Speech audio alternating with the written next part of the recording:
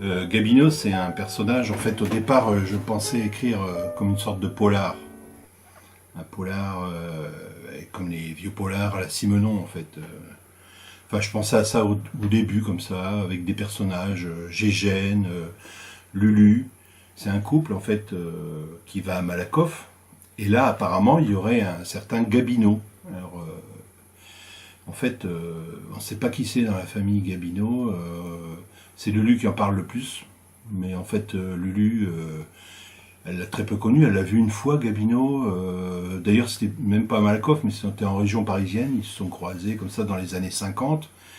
Et puis après, elle en parlait tout le temps, comme si c'était l'ami de Gégène, le grand ami de Gégène. Elle a jamais vu deux hommes s'aimer autant, comme ça, par amitié, s'écrire des lettres, se téléphoner.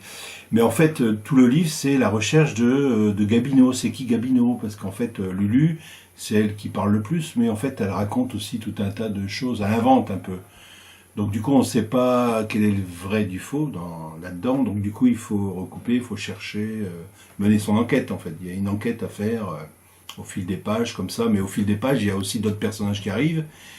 Et puis, alors parfois, il y a un moment donné, on pense que c'est un adjudant de gendarmerie, et donc lui, cet adjudant, il a connu des gens qui étaient en Algérie. Et donc apparaît un autre personnage qui s'appelle la Tchichette et sa fille qui s'appelle Mimi. Alors il y a souvent des surnoms en fait, il y a beaucoup de surnoms dans Gabino. Euh, pour ça je pensais à Gabino les Bobines parce que ce serait comme un surnom aussi, mais comme une ville aussi, hein, une ville où genre Garges-les-Gonesse, ou un surnom comme, je sais pas, comme dans Starkey Hutch, Guy les bons tuyaux, par exemple. Enfin, voilà, je pensais à ça. Et les bobines, parce que voilà, c'est des têtes, c'est des bobines, c'est des gens, c'est des binettes. Puis c'est toujours un mot qui m'est. J'ai toujours pensé au mot bobine, quoi, en fait, même dans plusieurs livres. Chez Paul, par exemple, il y a Bibi, mon binôme. J'avais même écrit des poèmes qui s'appelaient Bibine, etc. Et toujours tourné autour du pot bobine, quoi, en fait. Hein. Voilà. Depuis très longtemps. Et là, je reviens avec ça parce qu'en fait, je me dis, voilà, c'est comme si on mettait en route plusieurs bandes, comme ça, comme si on écoutait la parole, en fait.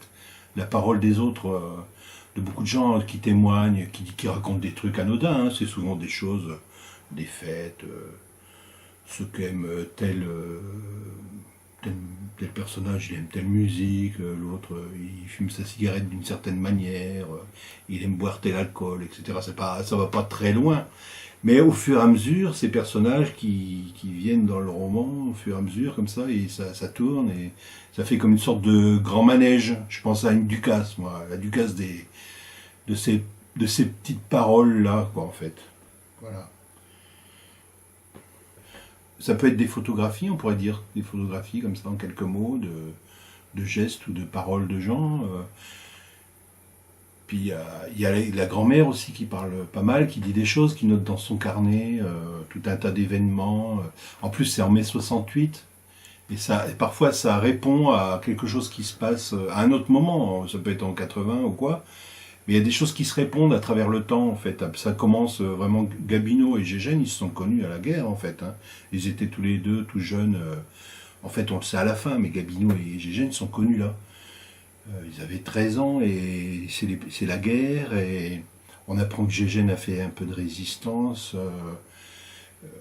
Voilà, en portant les messages des FFI dans ses bidons quand il livrait les journaux avec son vélo.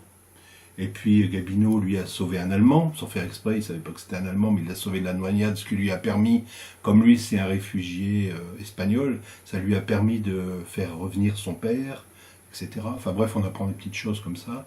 Puis il y a des blagues aussi, hein, il y a des sketchs, il y a des choses qui arrivent tragiques en fait, hein, parce qu'il y a beaucoup de gens qui meurent. Mais bon voilà, c'est comme une loterie ou quelque chose qui tourne. Avec aussi beaucoup de rire. Hein. J'ai beaucoup rigolé en écrivant en fait. Hein. C'est des sketchs et même des choses inventées un peu parfois. Des histoires qu'on me racontait. Il y a beaucoup de petites paroles comme ça que j'essayais d'emmagasiner au fur et à mesure. essayer de me souvenir, ou aussi demander des choses, hein, poser des questions à des gens. C'est pour ça qu'il y a des choses précises, parce que parfois il y a des gens qui disent des choses précisément. En fait, c'était l'idée de travailler sur le souvenir, quoi, la mémoire, quoi. Qu'est-ce que c'est, qu'est-ce qu'on en fait, quoi. Comment on arrive à capter ça. Disons qu'on pourrait faire un livre comme ça où on témoignerait de la vie, de sa vie au quotidien, ça serait pas très intéressant, mais de multiplier ça à outrance, ça peut devenir quelque chose d'intéressant, toutes ces des vies comme ça, des petites phrases parfois, des choses comme des sortes de sentences, mais qui veulent pas dire grand-chose, hein, qui sont un peu misérables. Moi, ça m'a toujours intéressé. De toute façon, dans tous les livres, il y a toujours comme ça ces petites paroles qui circulent, parce que ça m'a toujours attiré. Il y a quelque chose qui sort de là, qui m'étonne tout le temps, quoi. On peut pas l'inventer, en fait, ça a été créé. Ou alors c'est des phrases toutes faites, etc. Mais ça a quelque chose toujours de drôle, de surprenant, en fait. Il y a une bonne part autobiographique, et puis il y a d'autres choses que je ne connais pas. Il y a aussi sur l'Algérie, par exemple, il y a Rio Salado, le village où la Tchitchette, qui s'appelle la Tchitchette parce il est tout menu, tout petit, tout fragile, il s'en va de ce village, on lui fait croire qu'il part en colonie de vacances, alors qu'en fait ils sont en train de fuir l'Algérie, quoi. Il se retrouve à Bessines-sur-Gartempe, à côté de Limoges, l'hiver le plus froid depuis 50 ans en fait. Il se retrouve là, du jour au lendemain, il ne sait pas qu'est-ce qu'il fait là, il pleure toutes les nuits dans la cave, il est complètement perdu. Bon, tout ça, c'est des trucs aussi qu'on m'a plus ou moins raconté, qu'après j'ai un peu transformé parfois, mais pas toujours. En essayant de faire coïncider les... Et je ne m'en rendais pas compte, mais je me suis aperçu que finalement, entre les familles, il y avait vachement de liens, comme par exemple l'Espagne. L'Espagne, c'est un lien entre les pieds noirs qui viennent d'Algérie, et parce qu'ils viennent d'Espagne, en fait, à la base, et qui vivent en France, et l'Espagne avec Cambrai, parce que Cambrai, quand Charlie est tout petit, il fait le roi Louis XIV, et Louis XIV, il est venu libérer Cambrai des Espagnols, en fait. Il y a beaucoup d'Espagnols à Cambrai, par exemple. Voilà. La Bretagne, bon, où je vis maintenant, donc... Mon père a vécu en Bretagne. Quand je suis allé là-bas la première fois, je ne savais même pas, en fait. J'avais oublié qu'il avait vécu juste à côté, à Audierne. Donc c'est aussi des recherches pour moi, mais en le transformant en... Voilà, un peu comme une enquête, ouais. Je pensais au départ vraiment à une enquête. Enquête policière. Bon, il n'y a pas de mort, mais il y a un type dont on connaît que le nom, et encore mal orthographié, quoi, en fait.